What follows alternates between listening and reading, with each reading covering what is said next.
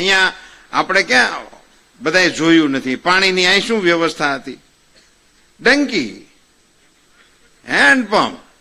25 વર્ષ કોંગ્રેસે હેન્ડપંપની ભાષણમાં વાતું કરી. વિધાનસભામાં મેં સાંભળેલી. હું ધારાસભ્ય વિરોધ પક્ષમાં બેહતો.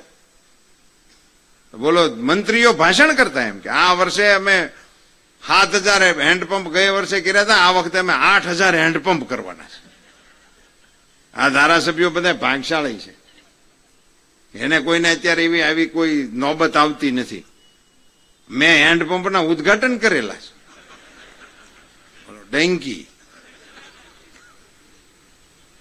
200-250 ફૂટનો દાર હોય, આઠાની શેડીનો હરિયો હોય, 3 જણા ટીંગાઈ તેથી ડેન્ડીકો હેઠો આવે.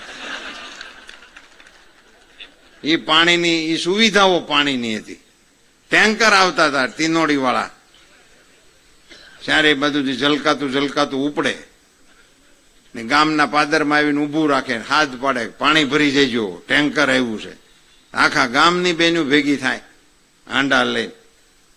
હવે એ આખા ગામની બેનું 3 નળ હોય, કોણી ઉમારવાની પ્રેક્ટિસ હોય, એ ભરી જાય.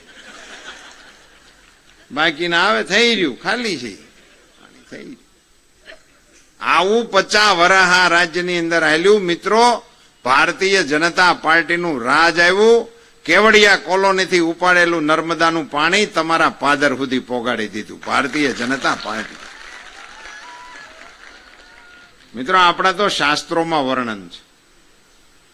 ગંગાજીમાં સ્નાન કરવાથી પુણ્ય મળે, યમુનાજીનું પાન કરવાથી પુણ્ય મળે. એટલે યમુનાજીનું આચમન કરવાની પ્રથા છે. યમુના મહારાણી કહેવાય છે. એનું પાન કરવાથી પુણ્ય મળે. નર્મદાજીનું દર્શન કરવાથી પુણ્ય મળે.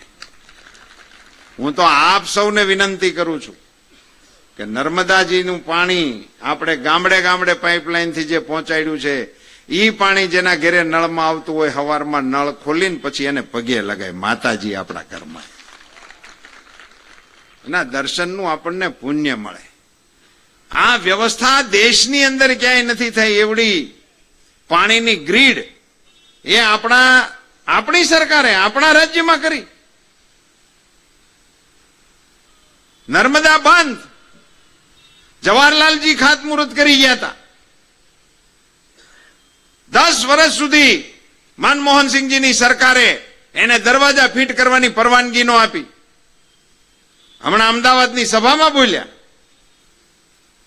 કે નર્મદાના મુદ્દે મને નરેન્દ્રભાઈ મોદી મળ્યા નથી.